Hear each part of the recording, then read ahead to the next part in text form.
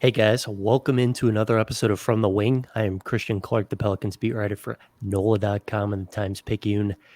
Adam, I did an important New Orleans thing today. Do you want to guess what that is? You survived heat. You had a snowball from somewhere. Yes to the first thing, no to the second thing. I watched JFK on HBO Max this afternoon. I see. I see. Tracking our buddy, the whole concept seemingly like, if for those who haven't seen the movie, this goes back to like a court case like filed out of Louisiana. Um, you know, Kevin Costner doing a New Orleans accent, yeah, giving yeah. like a 27-minute monologue at the Oh end of the yeah. movie. Tommy Lee Jones in an insane wig, Joe Pesci in an even insaner wig. Quality Didn't he have cinematic wild experience. eyebrows? Didn't he have wild eyebrows too? He had insane eyebrows. Yeah. Yeah. So, and all that stuff happened. An attorney down here was like, "Hey, Grassy Knoll, my friends, we gotta do this thing. I need you guys to understand. Magic bullet, Grassy Knoll." Well, that's right up there. That's right up there with Pelican Brief and all that. It's good. It's some good. They got a lot of good like Louisiana legal movies. You got a Yeah. lot of like Louisiana court. Runaway Jury was Louisiana courthouse. Like, I mean, if only My Cousin Vinny was done down here. Who knows what would have happened there? I'm on a big Tommy Lee Jones kick right now. Oh, I do it. watched The Fugitive, then U.S. I Marshals. rewatched Men in Yeah. Black, and Yes. then Yes. I watched JFK today. So I'm just like on the Tommy Lee Jones train right now. Absolutely. Huge fan. Just Skip, what is it, Man of the House, where he was like the security guard for the University of Texas cheerleaders. He did that. He did one of those weird I need a paycheck movies. Skip that one. But hey, plenty of classic Tommy Lee Jones. Do not skip Batman Forever. Okay. Jim Carrey, Tommy Lee Jones as Two-Face. Underrated film. All right, I'm gonna add that one to the list. I actually haven't seen that movie. Oh my god. Yep. I had the Batmobile that turned into the Bat boat and the Bat wing. It was all three vehicles. That was like the big toy that got released with that movie. Oh, it was sick. It was absolutely sick. Him and Jim Carrey. Jim Carrey revolutionized how to play a movie villain. It was just phenomenal stuff. Phenomenal stuff. Gets hated on a little bit. People like to throw shade at that flick. As a kid, I was thrilled.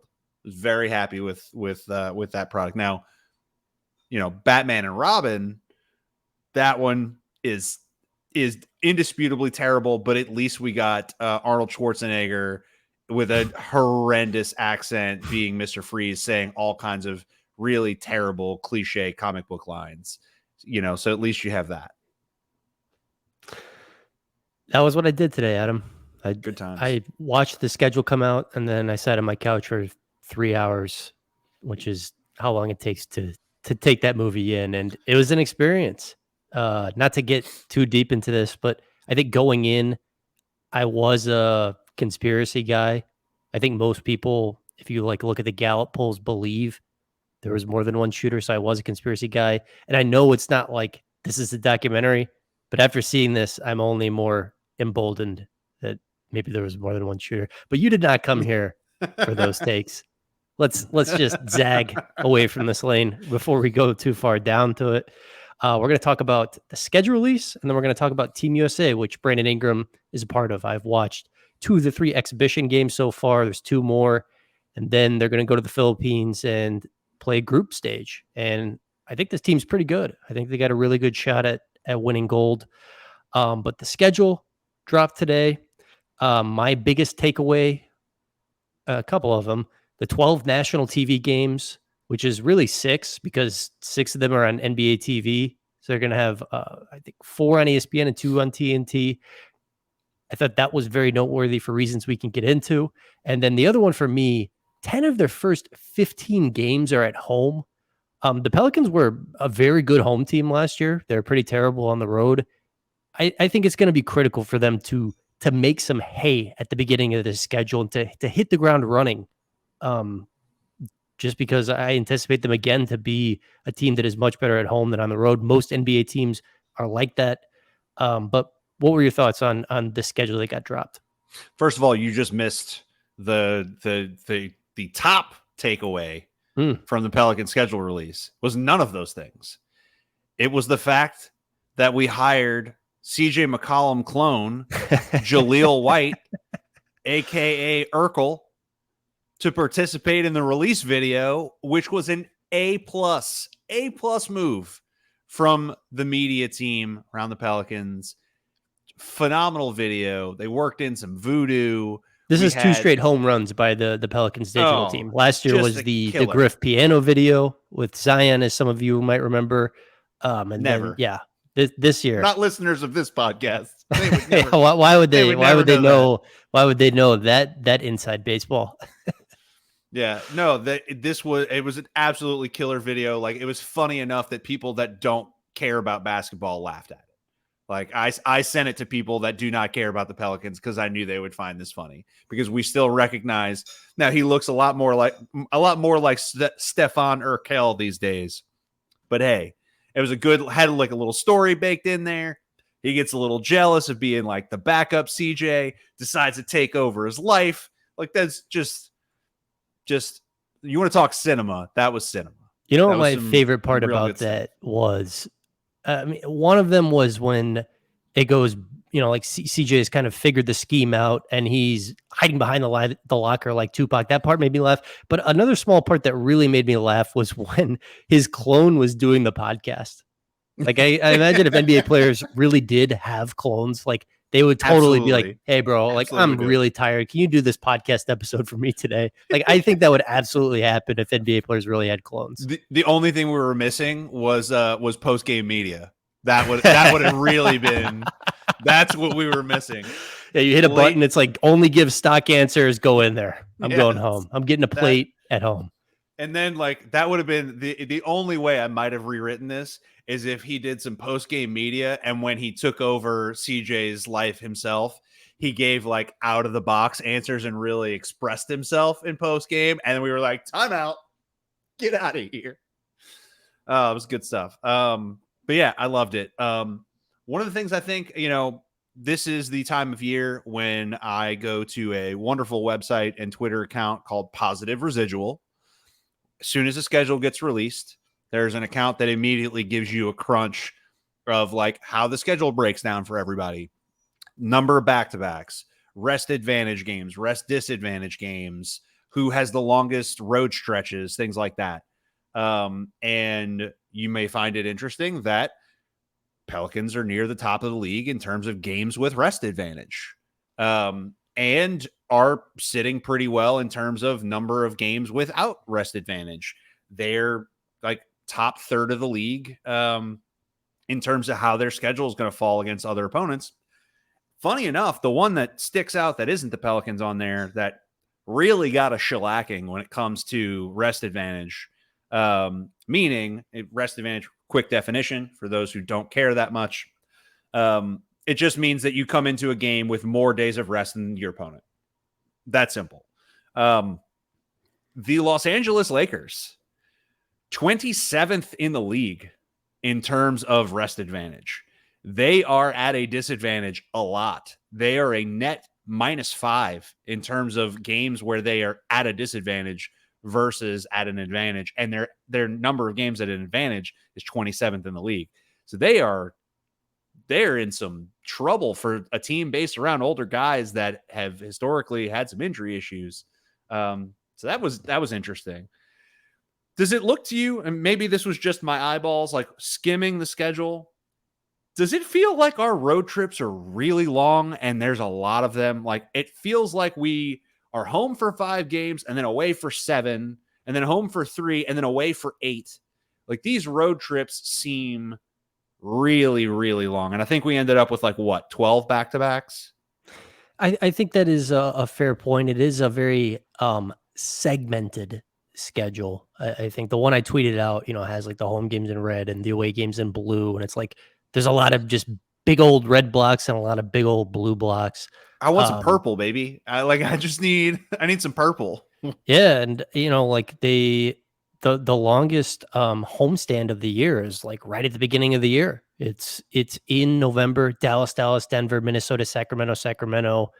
Some tough games. Like you're gonna need to win like at minimum 3, hopefully 4 or 5 of those games. To like get yourself in a position you want to be in.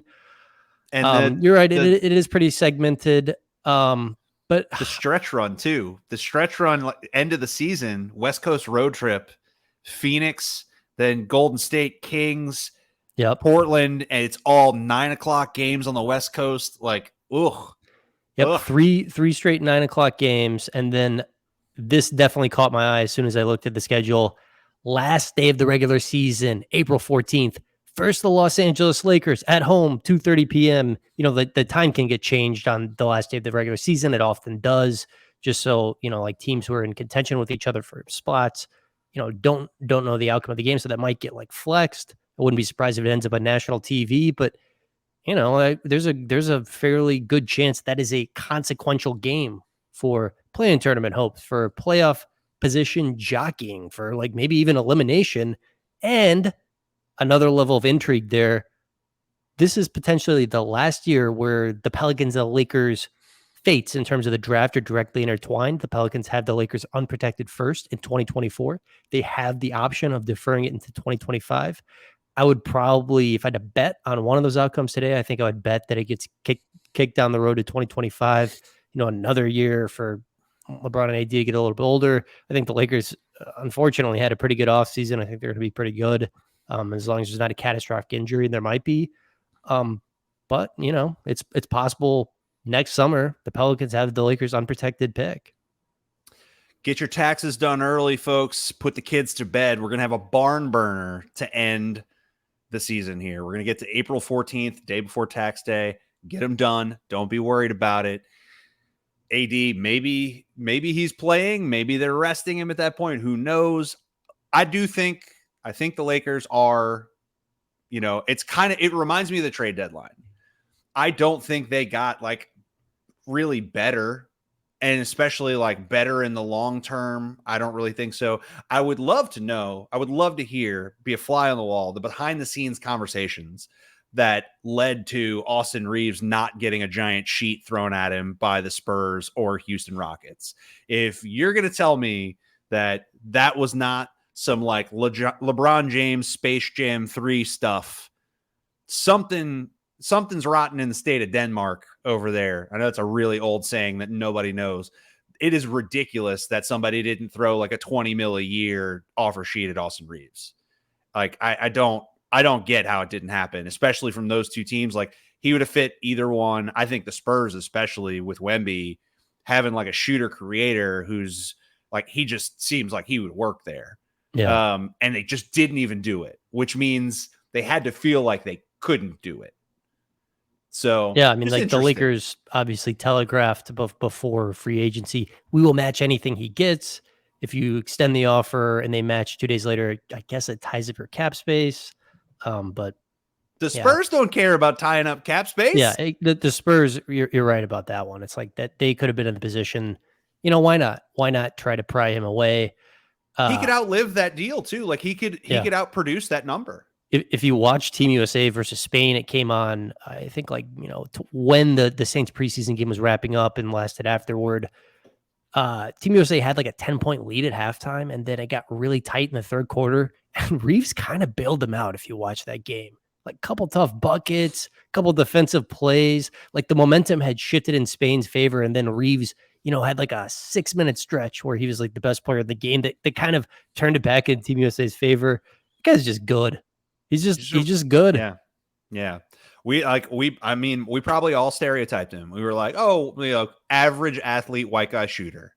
Cool. Like, should work out, probably has a long career. Don't expect him to do that much. And then the Lakers put the ball in his hands because LeBron can't create everything. And you got to see like this dude's an all around player. Like he does a little bit of everything, and he is not some defensive sieve where like guys just rotate in and attack him over and over again. He survives. Doesn't mean he's not like an elite defender, but he's good enough not to get targeted every time down. So you can't play him off the floor. And he's just kind of really good all around.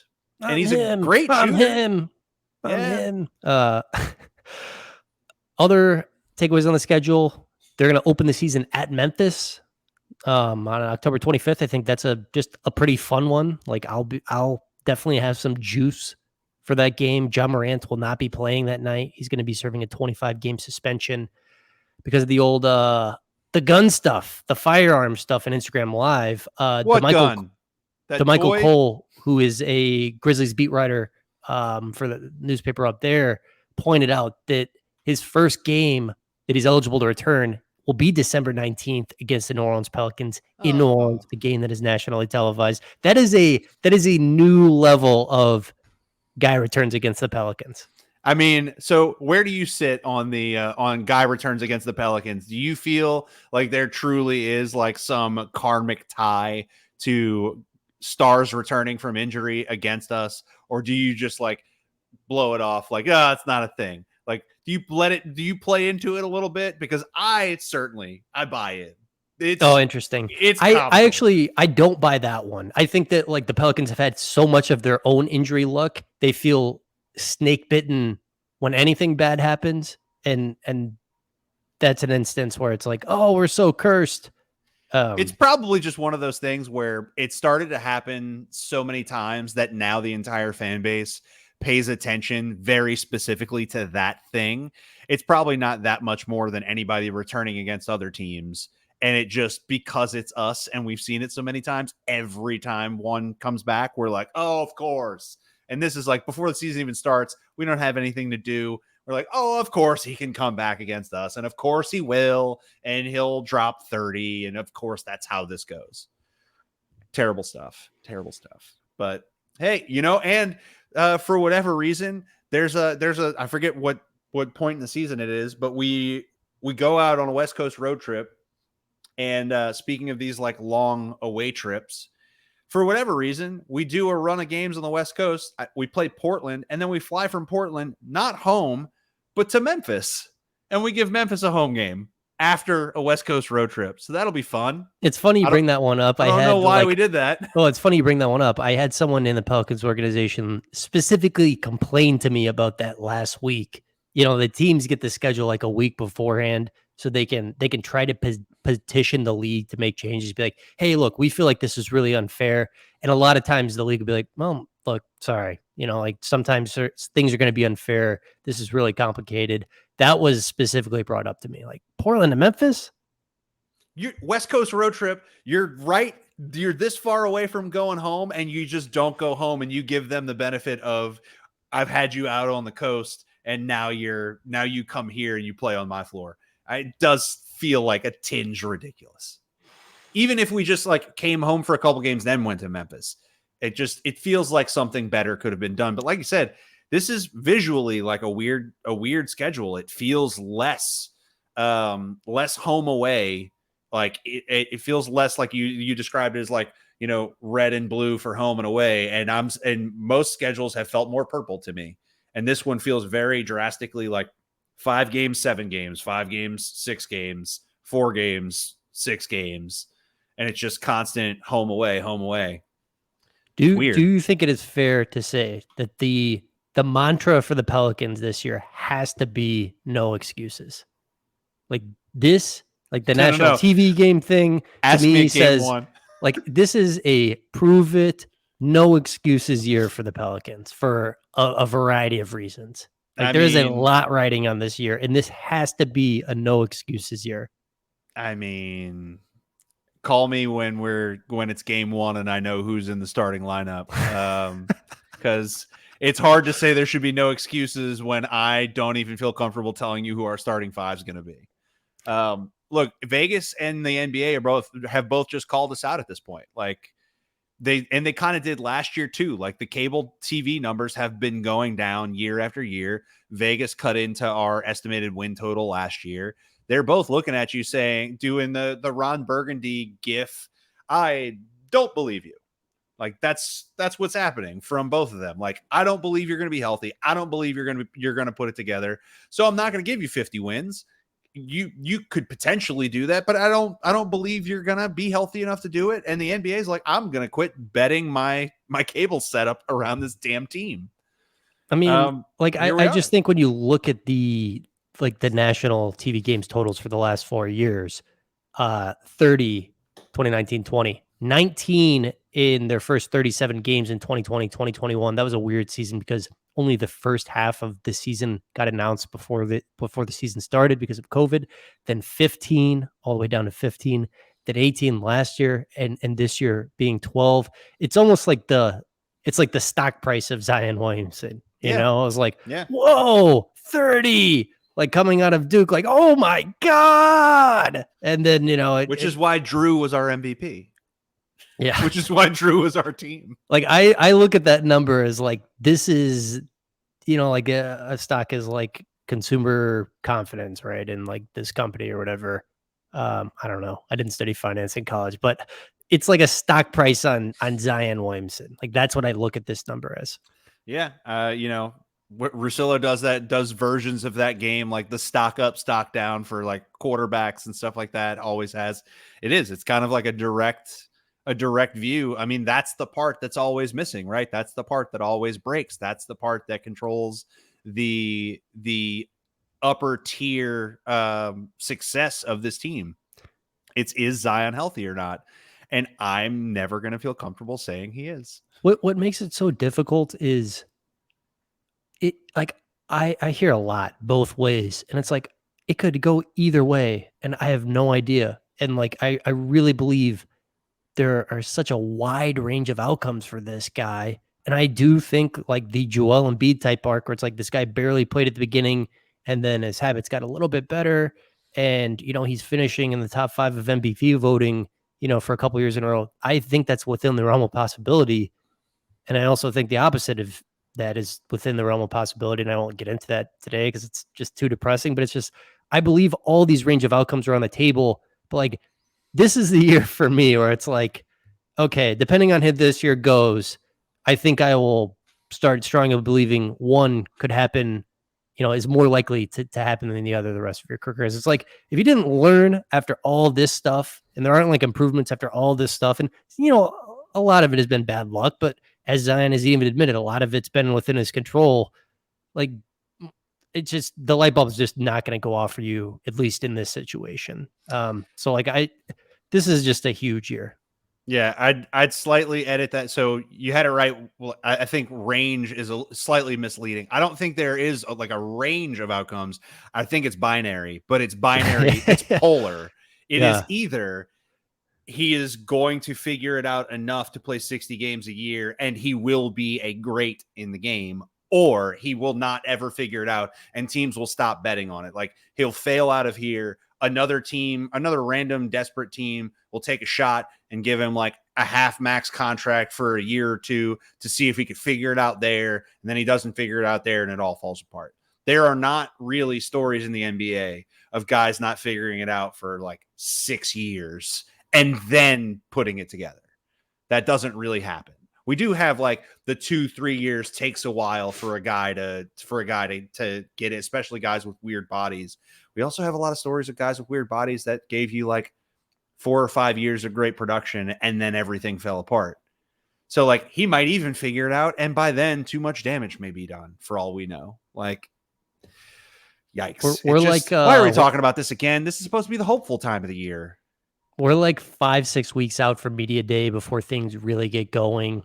And one question I will always ask at media day from now on is everyone healthy? Because because of the way 2 years ago went. Okay. Yeah. Let's not do the darkness. I'm in the darkness. How about a little Team USA talk?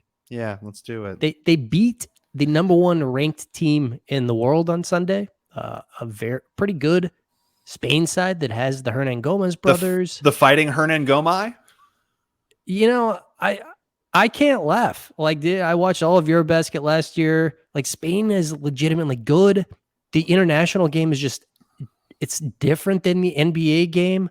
Like guards who do a lot of flopping aren't rewarded as much. There's not as much open space. I think that does take away advantages for some like American-born NBA players, like the quick guards who like get to the line a lot from flopping and things like that. Like it is just different. Like I thought Team USA's Reinvigorates the win, post. yeah, Team USA's win on Sunday was like legitimately impressive to me. I thought. Yeah, I mean, anytime you beat Spain is full of guys that have, Eurobasket just happened. We had a Eurobasket MVP on our team that, our Hernan Gomez was a Eurobasket MVP. Like that team was just recently very, very great. And it's all the same guys. And we've talked about the FIBA thing, the international game versus the American game for years. And we're having a conversation on a weekly basis. How often will we see American MVPs for the rest of NBA time? Because it seems like all of the best, game-changing players that aren't named Zion Williamson because he hasn't been there yet, they're all from Europe. So it's like we have all these trends trending in the European direction, but we've run into this to the international game problem before, and the US for right now for having what is like kind of like a B-level star team relative to the talent that's available to them in the NBA that's not playing. That's right. For them, it's solidly a B, which is not a sign of disrespect at all. It's a solidly a B team. Yeah. For them to go in there and to solve that problem and to not like feel, overwhelming pressure when things start to cave in on them, for Austin Reaves to be able to be a guy that can just get hot and pull you out of it when things are starting to go in your face, and then everybody collects themselves. For the guys on that team, it's really cool coming from them. These are all guys that have a lot of stuff to prove in their NBA careers. There's not a lot of like, I've been there, done that. My Hall of Fame bust is ready to go. These are all guys with stuff to prove, and it's cool that they faced some adversity against a really good team and won. Brandon has looked pretty good. Like there hasn't been anybody where I'm like, oh my God, this guy's bullying me away. Like it's team basketball largely. But Brandon has just been, I think, solid in a lot of different areas. His defense, I think, has been noteworthy, blocking a lot of shots. Rim defender? Yep. Rim defender. He's looked just big out there. Like there have been a couple of times where I'm like, oh yeah, this is a huge basketball player. This is a guy with a 7'3" wingspan, or whatever it is. It's like a center's wingspan who's a small forward. He's just a very big player. He looks, like he continues to like fill into his body. I've been overall encouraged by him just like scoring, when he needs to score, not trying to do too much, making some nice passes. I think Steve Kerr shouted out his passing in some story The Athletic ran, and making some defensive plays and like being a defensive playmaker. Got to summon a tweet from this guy Christian Clark that hey, maybe we had this whole thing about the 5 wrong the whole time. Maybe Brandon Ingram was the center we met along the way, and we just never thought about it. He's tall enough. Who knew? He was always the center. Has always been here. We just picked the wrong guy. That's what it was. And I did enjoy the reply to that tweet that was like, it's actually Trey Murphy, which made me laugh. And it's like, as funny as that is, now. I can't completely rule that out because he's also huge. And he's still like kind of, got some Bambi qualities where he's not really grown into his body. But it's like, I can't say, like the Pelicans won't use Trey as a small ball 5 within like the next 3 years. Yeah, like you'd love to laugh it off, but you're like, I don't know. Yeah. Like you can't. Maybe. I mean, his arms are looking pretty big these days. He's pretty springy. He's getting pretty strong. I don't know. Maybe. Yeah. Yeah, but I just, it's a fun collection of talent to me. Like, I personally prefer watching Halliburton play over Brunson, but Brunson's a very good player. He's been starting. He's played pretty well. Like Halliburton to me is more of just like the spread it around guy. He's had a shitload of assists so far. I think, I would have maybe explored starting him just because like there's a lot of mouths to feed already in the starting lineup. It's like, let me just go with more of a table setter. But how Brunson's played really well. Steve Kerr to me is the best coach in the NBA. Like there's no one I trust more to just like take this team and win gold. Like I feel so confident in Kerr with this group. Yeah, I mean, like we said, it's like it is like a B team of what was available for American NBA talent. Have some weird departures with guys who are playing for other countries. Kyle Anderson, notably playing for China, and and Carl Anthony Towns, like some guys going and playing for the Bahamas, like some guys that could very easily be playing for the U.S. And I think, Kerr is the guy you think of. If you think of like, I have a lot of versatile guys with different skills and I need to amalgamate them all into a 5-man basketball team. And I don't have like traditional size patterns from the guard to center position. I don't have like a traditional distribution of like 6'5" to 7 foot. That is the dude you'd pick. Him and Spoelstra are the two guys that you'd be like, yeah, give them whatever. They'll figure it out. And yeah, does it especially offensively? Like I'm with you too. Like Brunson clearly is like, he's a scoring point guard. He's a bit of a ball pounder. He sets the table, but he sets the table by running the shot clock down, trying to find his own shot and then kicking it to somebody. Whereas Halliburton is going to get you into great offense very quickly.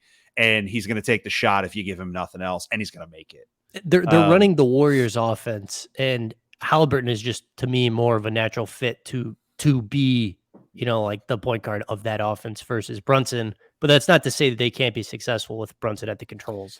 And clearly Kerr knows what he's doing. And part of this is like team dynamic, veterans, Brunson has relationship with guys on the team. Halliburton's a little younger. Like it to some degree, like there are other decisions. There are human decisions to make too about like, when do I want to get Halliburton's output? Do I need Halliburton more in backup rotations because I need the guys that he plays with need to get set up more? And, Brunson plays with guys who are more independent. Like there's a lot to figure in there, but I'm with you. I mean, I think we both think Halliburton's the better point guard. Group play. They've got two more of these exhibition games, Greece on Friday, Germany on Sunday. Unfortunately, Giannis is not going to play. I was looking forward to that one. And then group play later this month in the Philippines. They're going to play New Zealand, Greece, and Jordan. I mean, they're going to just walk right through that group. Yeah. And then, there will be some pressure as they get into the round of 16, round of 8, and it's win or go home. And hey, man, that's what I'm going to be doing at the end of August and beginning of September. I don't really have anything else to do besides, read a bunch of articles about, like, was it a conspiracy, really, with Lee Harvey Oswald? I would love to tell you that I'm going to be that dialed in, but I have recently become incredibly busy, and so we'll see. I will try to pay attention as best I can, but, I spent about 3 years working from home, and not so much anymore. New things cooking. Oh, are you going into an offense? Are you in office? Are you bringing a lunch pail with you every day? I am not bringing a lunch pail yet because we're, getting the lay of the land right now. Like less things to worry about because it's intake time right now. Like you gotta network. You gotta get to know like what's going on everywhere. So I'll just use the cafeteria. Also, I need to socialize. Got to get to lunches with folks. Got to have an excuse to like, oh, you're going to walk across campus. You're going to go grab. I'm going to come with you. Yeah. You don't bring, even if I will eventually just bring my lunch every day, but I'll be the lunch pail guy, but it'll be, a little later on after I've like gotten my feet wet a bit. So, that's the way you got to do it. That's the way you got to do it. Because right now, everybody's got to get to know me. Everybody's got to know who I am. They got to know where I'm at. They got to feel good about me. So right now, I'm the rah-rah guy right now. I'm the new guy. I'm the energy guy right now. Then I'll be the lunch pail guy. That's how it's going to work. You're like the Jose Alvarado right now? Yeah, absolutely. Yes. I know my role. I'm excited to do it. Everybody's thrilled I'm here. Nobody has a negative thought about me. And then, right when they start to get tired of that energy level, then you become lunch pail guy. And that's when you get the respect. Be the Jose Alvarado you wish to see in the world, at least at the beginning. Yeah. Just at least in that early window. All right, man. Well, I appreciate you doing this. I don't know. We'll probably keep pumping these out every week. It's still kind of the dog days, so no promises, but I will be paying attention to Team USA. And I don't know, quiet's not a bad thing. Quiet's not a bad thing with the Pelicans right now. Yeah, let's hope it stays quiet. All right, guys, appreciate you listening. We'll talk to you again soon.